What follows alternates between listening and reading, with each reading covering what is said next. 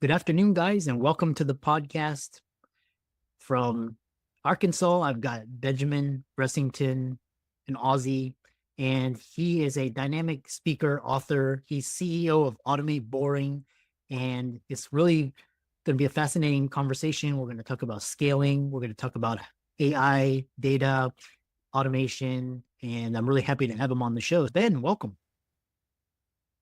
Hey, thanks, Chris. I'm glad to be here. Yeah. Briefly introduce yourself, and I'm excited to dive into the conversation. But yeah, my name's Ben Bressington. I'm the CEO of Automate Boring. And as a result, we've got two main companies that we specialize in doing our AI automation with, which is automated tax credits, which is how we help people with $50,000 or less with tax debt actually resolve their taxes. And then someone challenged me just the other day. They're like, hey, if automation is so good, why can't you take a brand new product and scale it to $500,000 in sales and document that process? I'm like, all right, let's call it the 0 to 500K challenge. So now I'm growing an essential oils and supplements company. I didn't even know this product a few weeks ago. Literally, I picked up the next product that came across my desk, and we're now in the process of scaling the business, showcasing exactly how we're automating, how we're thinking about automation. And that's what we like to do. We like to show people, because I got a background in criminology and law from Australia. I like to show people how by applying human behavior mechanics, you can automate systems better. And one of the big problems that people have with technology and automating it is it's usually made complicated by a lot of the people who don't understand. But I'm sure we'll dive into that in due course. I've published a few books. I've worked a lot in the self-help space. And I started this world by getting involved in e-commerce. I used to, when I was about 17, 18, I'd fly from Australia to Hong Kong. I would go to whatever trade show or expos they had on at the time. I'd literally buy any products I could, from bedazzled bra straps to cameras to memory cards. And this was back in 2000. And I had a $2,500 budget. So $2,500 is all I had. And I had 30 days to get those products selling because I had to pay the credit card bill. So back then we were using Yahoo stores, and that started my journey of understanding e-commerce, building communities, and really from publishing apps to building software. I've ran 80-person software teams.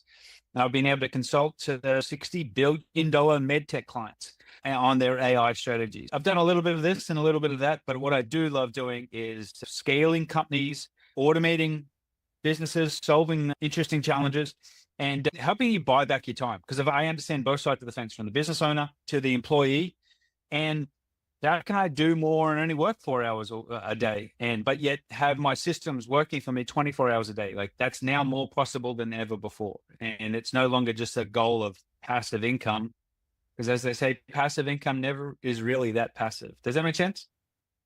Yeah. And what it reminds me of is, because I really love tech and how you can scale. So one thing is talking about is your lessons from scaling a company to 100 million in sales using automation. Yeah. So one of the things, I was able to scale a business from 0 to over $150 million in gross sales this year, which was really good because that company started at around 250,000 and scaled up. So that allowed us to really understand. We took 2.5 hours of accountant's work on a file for file handling, reduced it to 60 seconds for automation. It took us 3 months to actually complete this deployment. But through that process, we learned a lot. And the bottleneck for this company was fulfillment, which is a lot of the time the problem for a lot of companies. They always think we need more leads, but it's usually the fulfillment of the product or service and being able to make sure clients are happy and applying validation and the like. From there, we learned several big lessons. Like, a lot of companies aren't necessarily ready to scale. They don't even know how to scale. So if, for example, this company was outsourcing all of their fulfillment, so that means they didn't even know how to fulfill the product that they were selling. They didn't even know what went into it. So we had to do all the R&D on actually finding out how documents are being filled in. What's the accounting process? What's the mathematics to these formulas for filling in these forms and creating a protocol? Then there was also, okay, when you start doing that amount of volume, how do you provide customer service? How do you provide customer support? How do you manage client billing and everything that goes with it? It was an interesting experience because things can scale quickly. Things can scale fast. And that's what's exciting. Like, I was able to do multiple test campaigns where we reduced Facebook ad costs from $52 a lead to $12 a lead. And that was a lead who had actually completed and signed authorization to get documents from the IRS. So it's not just if your business is buying leads right now, and you might get a Facebook form as a lead, for example, a name, email, phone number. That's not necessarily the best quality lead. There's different things you can do to actually improve that process. And sometimes it's better to pay more for quality information than it is to be just cheap and getting any type of lead where you're actually working harder on the back end.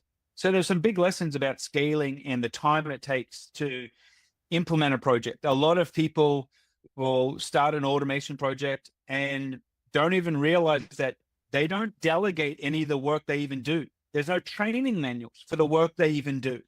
So if you've got no training manuals, how are you going to delegate it to it? They just think, oh, the AI just know how to do it. No, not really. They don't know how to do it your way. If you don't even have an assistant, really building automation systems is a bigger lift because you've now got to document what are you doing, how are you doing it. And one of the easiest ways you can do this is record your screen as you just do your work every single day. If you record your screen, you'll have a video library that can be used by virtual assistants. And then from virtual assistants, you can go to automation and then you can get a whole lot of freedom. Does that make sense, Chris? Yeah. And my next question for you is where you talk about AI and how AI-driven financial data analytics is reshaping decision-making. So talk about that.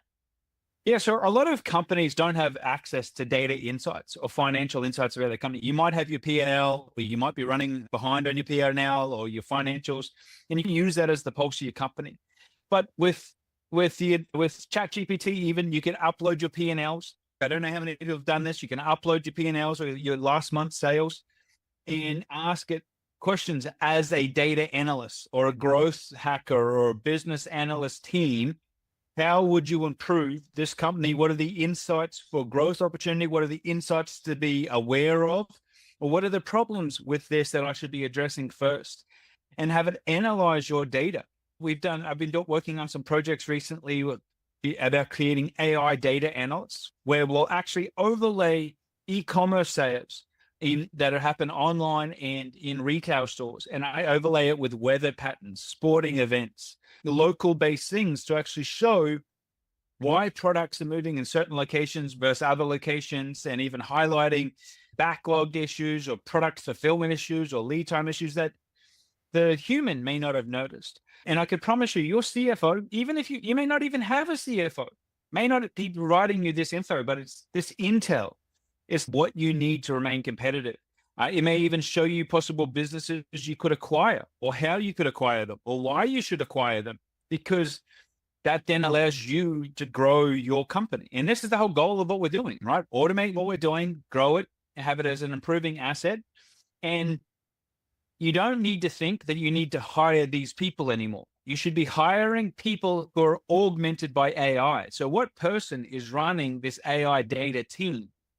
From customer service to data intelligence to data insights to quant analysis to analyzing the share trends or medical moving or whatever it is, like that can actually happen and actually give you a concise bullet point summary every day for you to act on. And you'll be amazed at how robust that data is that you don't even get from sometimes the humans you're paying for this information. Yeah. Next question I have for you is, it's really interesting how with this whole AI is going to be then the next, how do you, because a lot of businesses, they're turning to AI for automation, getting rid of the mundane jobs. But you talk about how automation can enhance, not replace customer experiences. Yeah, so automation is a fantastic opportunity. And yeah, it's augmenting or replacing stuff. Yes, that's happening. Yeah, because a lot of staff, one of the things, staff have defined their role by repetitive tasks that should be automated. So that's one of the problems when you do go to automate a business is, are you replacing this person? You're getting them to move on to do more profitable tasks. You need to have that conversation. That employee will sabotage the automation process, the data entry. And this is one of the things to be aware of, is just have these conversations. No, I'm not replacing you. I'm just wanting you to be more profitable for the company so we can be competitive in today's market so you don't lose your job.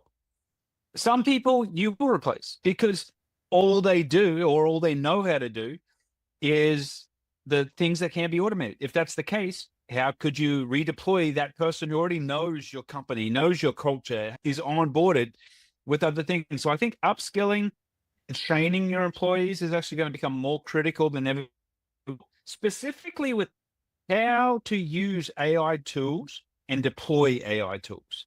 That's very important for you to remain a competitive advantage. Because if it's always going to rely on IT to do it, it may never happen, because IT doesn't even have an incentive to automate their job, because they get paid by the hour. So if they can now do 40 hours worth of work in 5 minutes, which is possible with AI, why would I tell my boss about that? Yeah. Which brings me to my next question, because you talk about advanced AI tools. So which tools and are accessible and that our small businesses are currently using? I recommend for companies to start looking at automation through tools like make.com, make.com, n8n.io, or Zapier. There's amazing things you can automate, even responding and replying to your emails. Like, your most valuable tasks are not replying to your emails. So how can you automate them? One of the things that we get asked all the time, can you answer my phone? Could you call leads for appointment reminders? Yeah, we can actually deploy an AI that can answer your phone.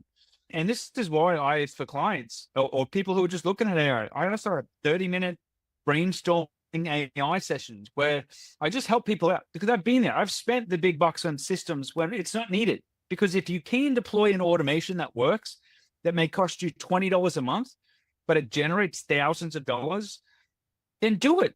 But for a lot of automation companies, there's no benefit in them telling you that, oh, it's not going to cost you $20,000, because that's what they want to charge you to do that automation, even though it may only cost them $20. So this is why we brainstorm with people. And I believe that the deal comes back in the long term, because of the long-term benefits and the relationships I can build with companies. It gets really impressive. So using AI, there's many small tools, and I challenge you. What could you deploy and have it live by Friday? That's the mindset you should be thinking about. What could you deploy and how could you have it live by tomorrow? And I think a lot of people get stuck with automation because they're like, I need this to be perfect. Well, the humans that are doing it right now aren't doing it perfectly. You're not doing it perfectly. You're not managing it perfectly.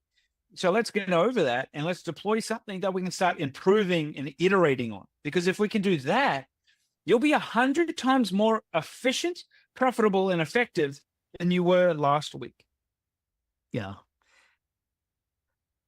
And you brought up a really interesting point around just these automation tasks and how the people that are going to be doing well in this whole phase and transition are the people that make do with AI and learn how to use AI, especially the ones whose jobs are going to at risk of being replaced. Then next question is, talk about from mundane to meaningful and automating the tedious to let talent thrive.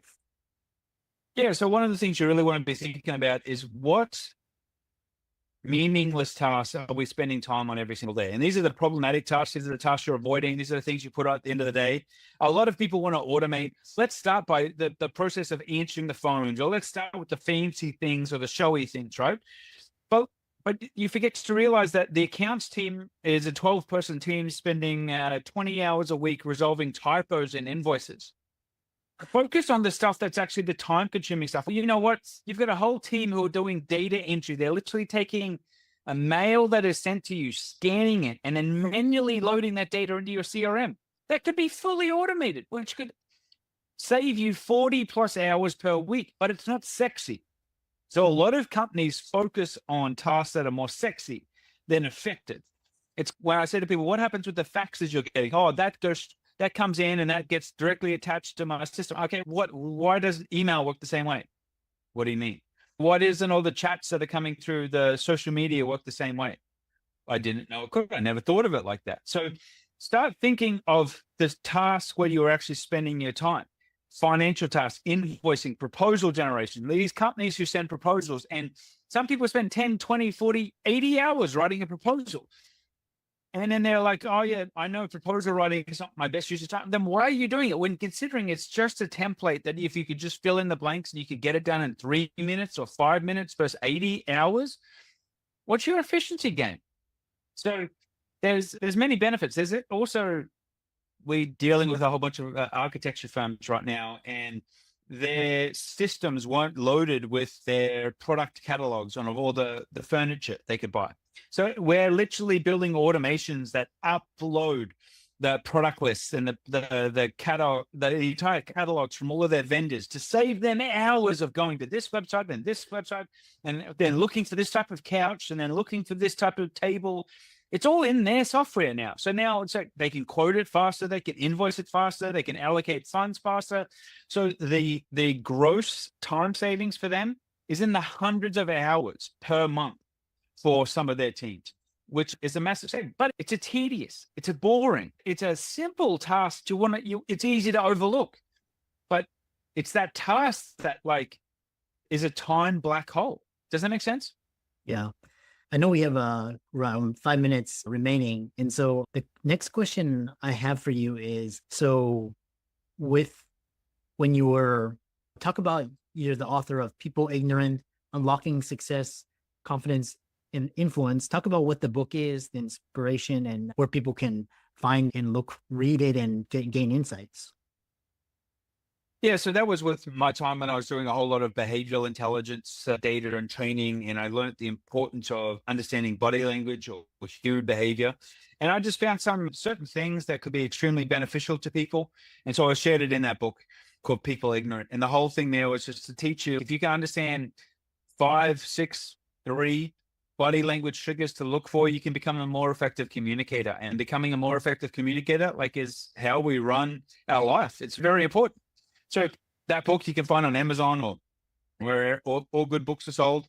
But yeah, the huge opportunity now with that is now applying that type of intelligence to even what you're automating. And you can now personalize your communication based on personality type to the people you're communicating with.